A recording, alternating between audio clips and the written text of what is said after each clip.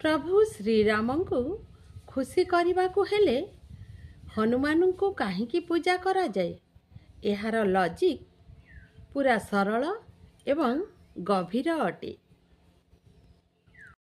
हनुमान हेउचंती प्रभु श्रीरामंकर परम भक्त जी हनुमानंकर भक्ति करे एवं तांका भजन गाए से प्रभु श्रीरामंकर अति प्रिय होइथाए।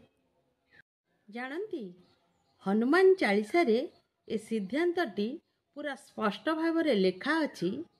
तू मेरे भजन राम को पाए जन्म जन्म के दुख बिसराए।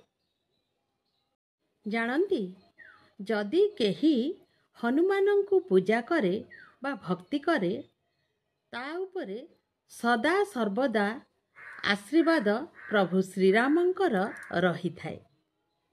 हनुमानंकर भक्ति सबुठारु सरल एवं प्रभावशाली होइथाए प्रभु श्रीरामंक कृपा पाइबाकु हेले। तेणु सब जीवनर सबु दुख कष्ट मेंटी जाइथाए। जे हनुमान को पूजा करे से प्रभु श्रीरामंक आशीर्वाद सदा सर्वदा पाई थाए। तेणु आपन को ये वीडियोटी केमिति लागिला प्रभु श्रीरामंक पई गोटे लाइक करिवे आ वीडियोटी के शेयर करिवे आ कमेंट रे आसी जय श्रीराम बोली लिखिदेवे।